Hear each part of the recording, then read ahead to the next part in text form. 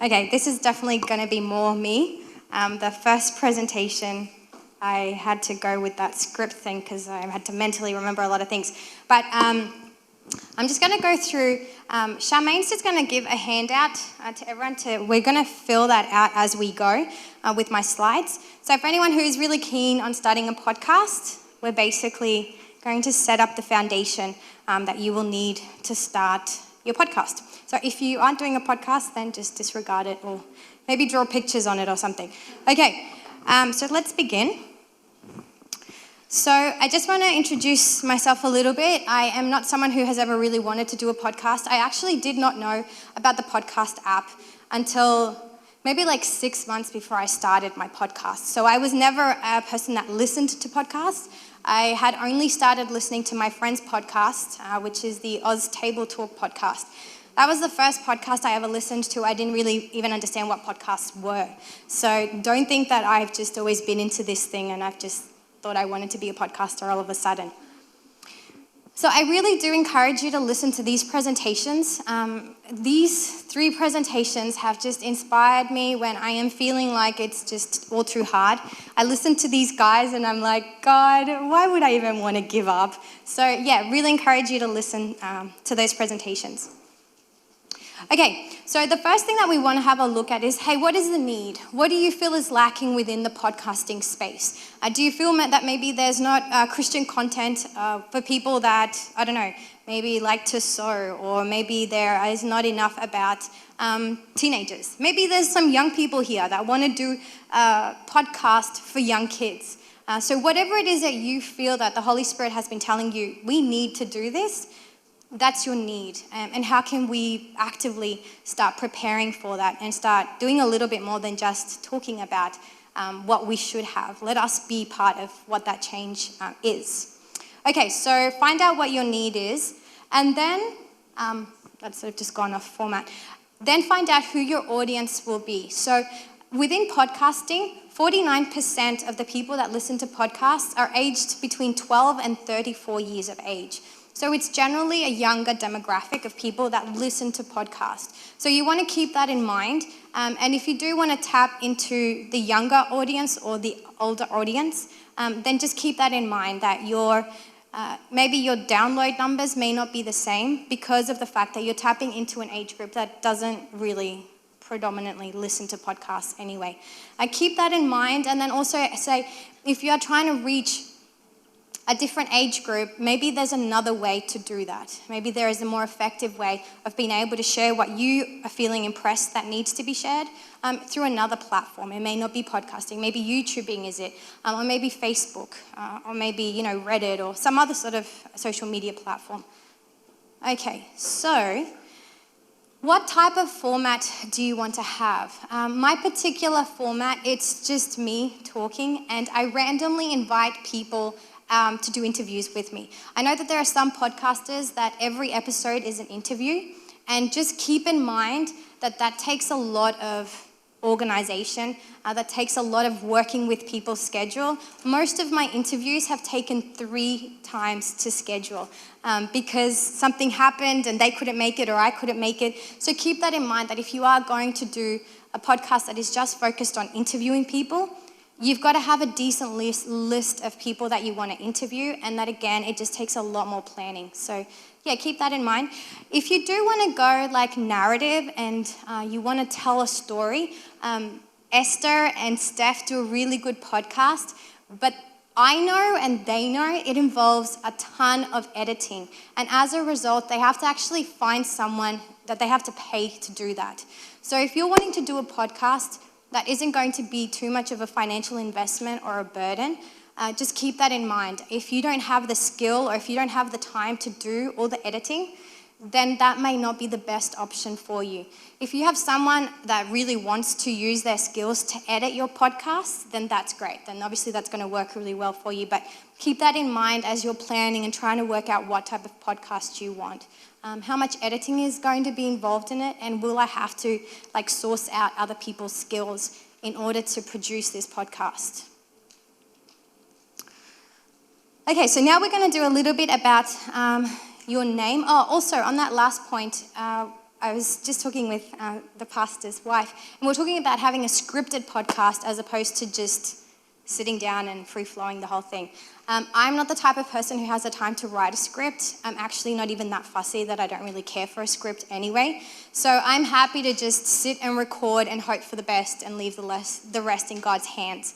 Some people don't like functioning that way. That's their personality. So keep that in mind. If you're wanting to record a podcast every week and you want it to be in a scripted format, then you've got to allow for the time to write that script and then to record the podcast. So again, it's going to chew up a bit more of your time. Okay, so back to this point. We are going to have a look at your name. What is your podcast name? And this, again, is going to be directly connected with the need and with the audience. So if you're wanting to reach a secular audience, and maybe they are, 18, 20, whatever, you want to pick a name that is going to attract that type of demographic. So does anyone know about this podcast? My daughters. Yeah, awesome.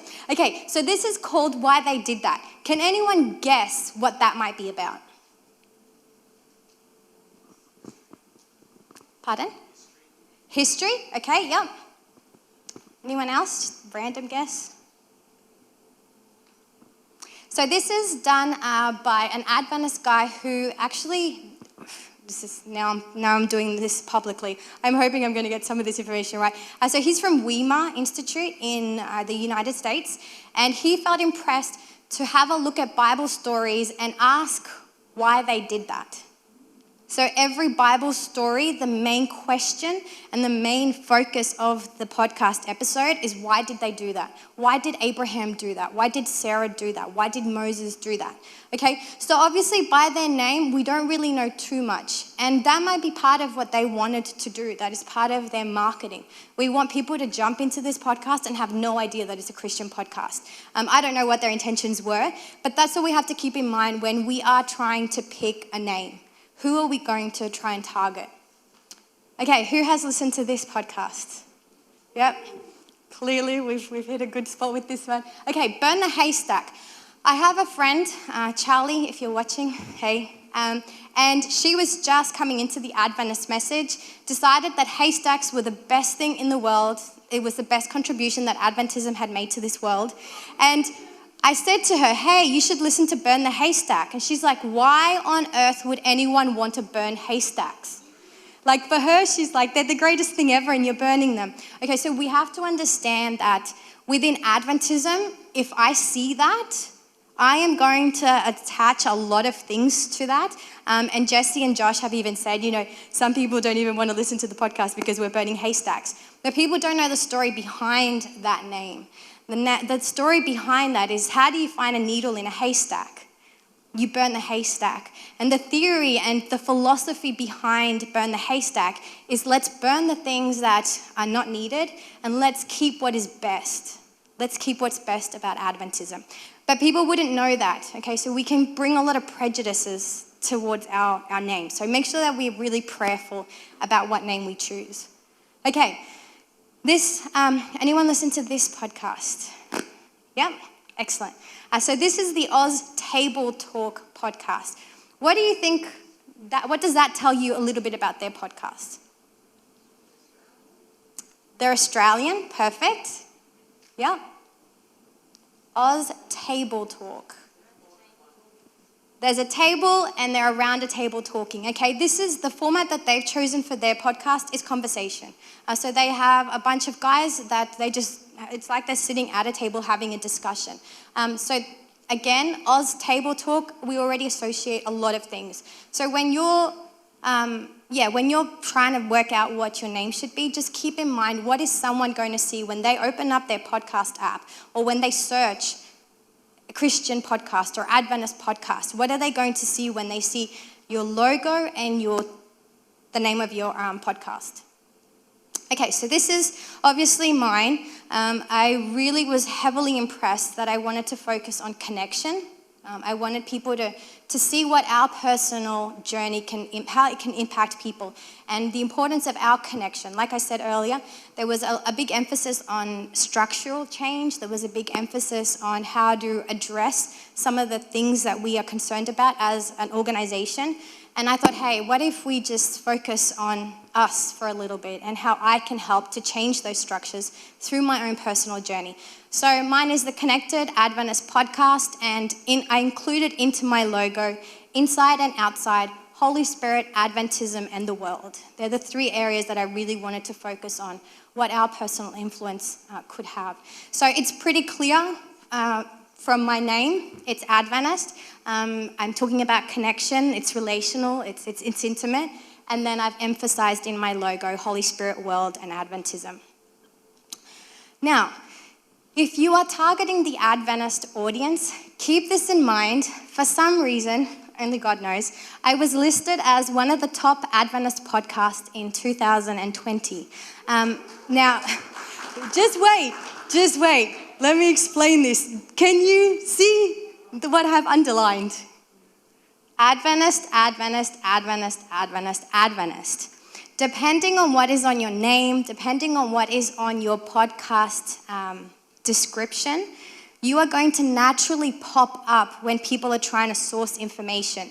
So I'm trying, okay, let me not be insecure like that. By God's grace, I made it on that list, but I do believe it had a lot to do with the fact that Adventist is in the name of my podcast, okay?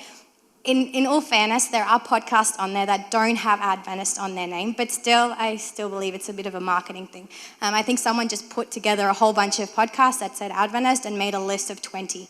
And the reason why I say that is because Burn the Haystack isn't on there, and Burn the Haystack should be on there. So if they didn't make it on there, I don't know how I managed to get on there. So yeah, keep that in mind. If you're wanting to target Adventist, it's probably a good idea to try and incorporate Adventist, Seventh-day, I don't know, something like that, into your podcast name. Because if I want to search Adventist podcast, your podcast is going to come up. Other podcasts that don't have Adventist in their name, they won't come up as quickly or in the first search results. So these are some other Seventh-day Adventist podcasts who have tried to incorporate either Adventism or some sort of aspects of Advent into their name, into their logo. So yeah, there's a few. Take a screenshot, that way you know some new podcasts maybe that you didn't know of before that you can go and listen to. Okay, so that's that. Okay, back to the name thing. I have a YouTube channel, it's called SDA Insider. It's a little controversial. I definitely picked that name because I wanted to sound like I was someone exposing Seventh-day Adventist, because that's generally what comes up when we search about the Adventist church on YouTube, and I wanted to tap into that. I intentionally wanted my audience to be people who are against Adventism, people that have issues with Adventists. So I called myself the SDA Insider, like, let me tell you all the goss on Adventism. And then my TikTok account I specifically wanted to reach secular people, so I called it Living with J, which stands for Living with Jesus. And my TikTok videos are very subtle in the way that I express my Christian beliefs or Christian principles.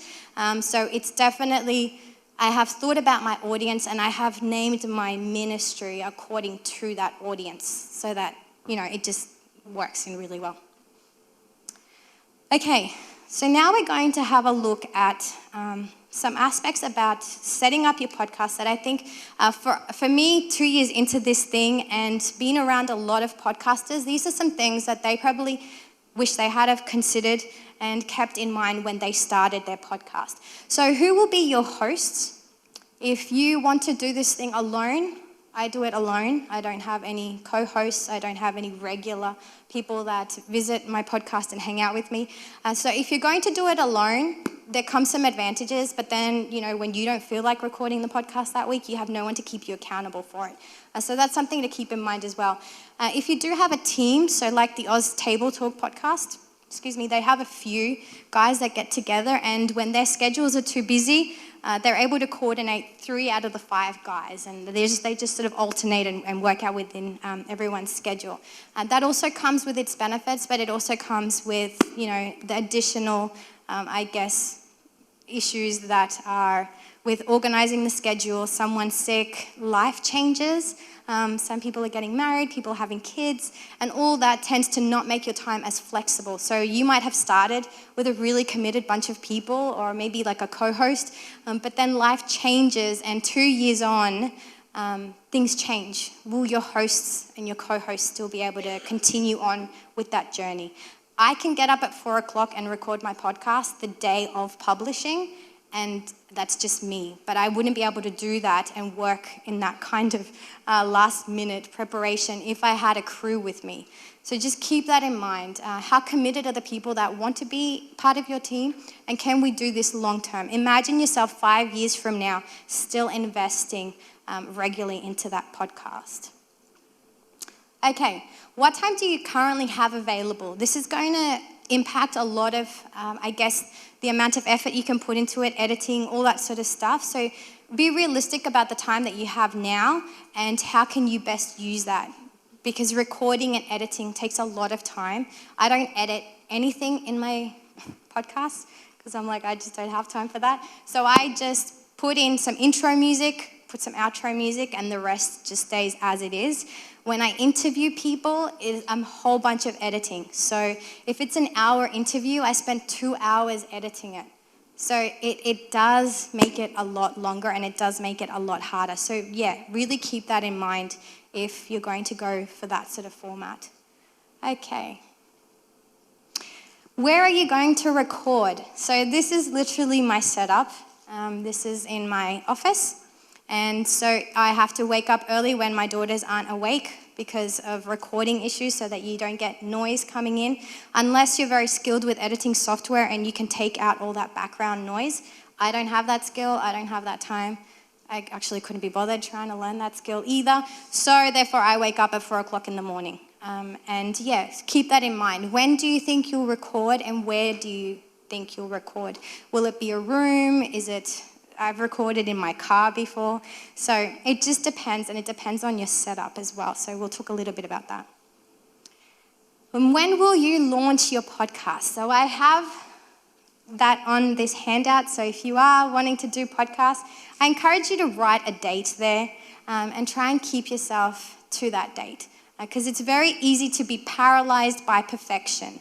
And I'll wait until I know this, I'll wait until I know that. And that can actually really just hinder us ever starting anything. So yeah, write a date down. All right, so this is something I had no idea about. Like I said, I did know nothing when I decided to begin a podcast. So podcasts, they have to be hosted.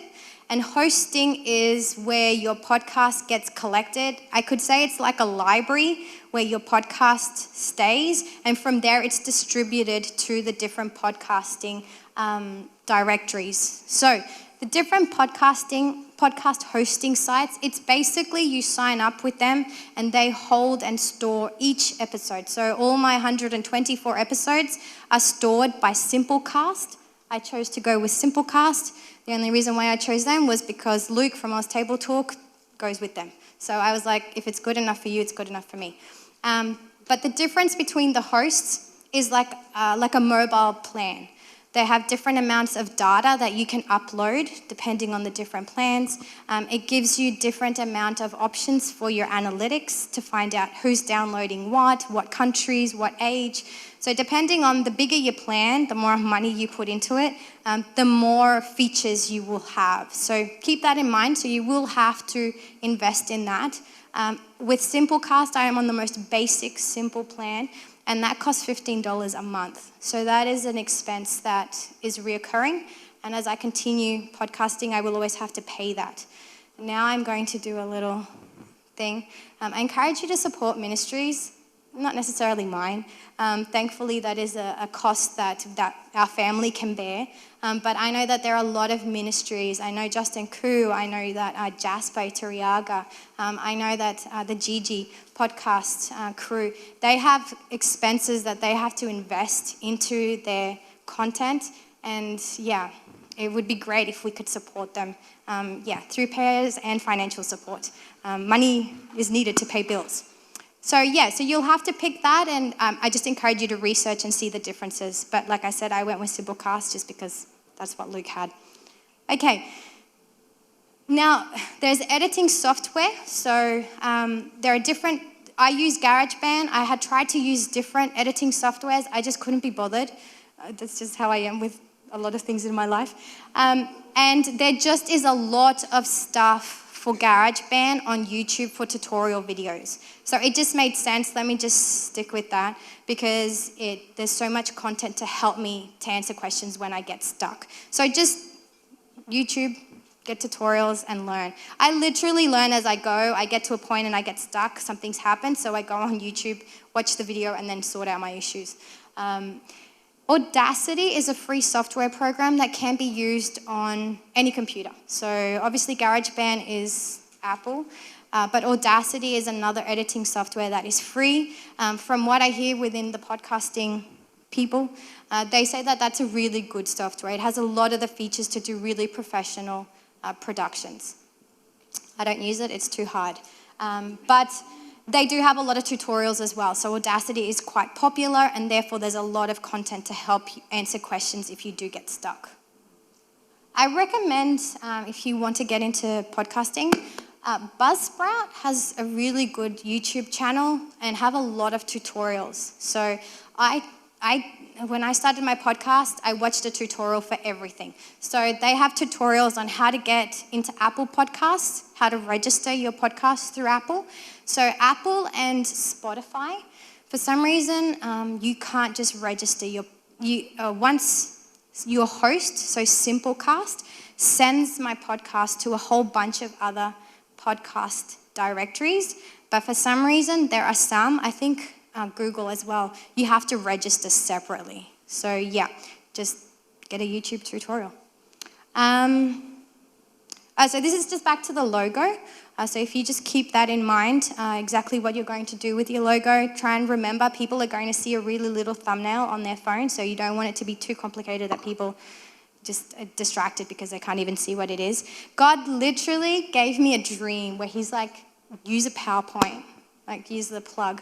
I'm like, okay. I'm like, I hope that Pages has a symbol for this because I don't have graphic design software. And so the next morning I wake up and I open up Pages and I'm like, please let there be a plug. And I write plug and that symbol came up. So I literally did that logo just on Pages. It's super simple. But Luke did help me because for Apple Podcasts, it has to be a specific size. Otherwise you can't apply. So I was stuck. I'm like, Luke, how do I make an image 1400 by 1400? Next thing, he just sent it to me. I'm like, Luke, you're so sweet. Okay, this is Time's top 3 podcasts for 2020. So that's their logos. I have no idea what they talk about. Actually, I do. So that one, Dead Eyes, is like a comedy. Floodlines is talking about the floods that happened in New Orleans, and Home Cooking is a podcast about cooking. Okay, so you don't have to be like all out of the square. Sometimes just a really simple logo is enough to let people know what your podcast is about. You will need to do a description for your podcast, so keep that in mind. That'll go into your bio as well. So if you want to do your social media accounts, you're going to need a little brief description. So mine is a super organic podcast delving into the connection Adventists have with the Holy Spirit, what Adventists think of each other, and what the outside world thinks of Adventism. Welcome and thanks for following the Connected family. Okay, that description helps you also to be found. So if people are searching keywords, you want to have some of your keywords in your description. So yeah, keep that in mind. Okay, now we're going to talk about equipment. I really am not the best person to talk about equipment. As you can see, this is how I recorded my podcast. My phone is hanging off a charger that is hanging off my sun visor thing because we had family over and I had to record in the car. So I can tell you no podcaster will do that because in their mind that's just not great quality. But honestly, no one will be able to tell what episode I recorded like that because the common ear just doesn't pick up things like that. I guess it's probably like Laura in photography. Like some photographers can see like something that normal common people don't see. The same thing is with podcasting. Some people have a really sensitive ear and they can pick up on audio quality, but the general population, They have no idea. So, yeah. Okay. This is the mic that I use at the moment. It is recommended for podcasting that you use a dynamic mic. So there is a condenser mic and a dynamic mic. And from here on, I'm going to sound like I know what I'm talking about, but I really don't. I just Googled it. So a compressor mic apparently is to help with like different instruments when you're putting a lot of layered sounds together. And a dynamic just focuses in on one noise more than a whole bunch of noises. So they say that a dynamic mic is better for podcasting, according to Google. So I have this mic. It averages about like a $200 mark. I just bought it secondhand off Marketplace. That's just how I do my whole life. So secondhand mic, I must recommend this. So for my interviews, it is a lapel mic. Oh, back to this one, it is a USB mic. So keep that in mind that if you're recording and you want to plug straight into your computer or straight into your laptop, you want it to be a USB mic because it doesn't have the proper auxiliary plug thing that the other mics use. So I've specifically used that one because it's a USB mic. So keep that in mind. Otherwise, you will need an interface, which I'll show you later. This mic is extremely good for interviews. It is a lapel mic that plugs into the audio jack of your laptop. And it just records 2 voices. It looks really professional and it's super cheap. So thanks, Luke, for finding that one for me. This is just a list of podcasts, mics that are recommended. I have heard that the Blue Yeti is a pretty good mic, but that is, yeah. I mean, everyone has preferences with mics, but anyway, that's just for your information. And so it looks like I'm giving you a lot of information. And that's an interface. So you plug in lots of mics into that and you can adjust each mic separately. So again, if you're going to have a discussion with like multiple people, like Oz Table Talk, they have to connect 5 people's mics up to an interface, put 5 voice tracks together and a lot of editing and yeah, so keep that in mind. Okay, winners never quit and quitters never win. So I really encourage you, in order to win at podcasting or at anything that you're feeling God is impressing you to do, you can't quit. So just keep trying, keep going, keep asking God to put people in your path. I want to thank the South Queensland Conference for running this because I know there are a lot of people who want to do this, but they can't. They feel overwhelmed. They feel like all the people that are already in these ministries have it all together, but they don't realize, like, we were recording on upside down phones. Like, there was a journey, and I thank you so much for the conference, for investing in this, Charmaine, for casting the vision, and for the support that everyone's had, because people need to hear that the journey is really what it is. And yeah, so I think that's it. So I can't wait to hear all the new podcasts that will be popping up. So thanks for your time.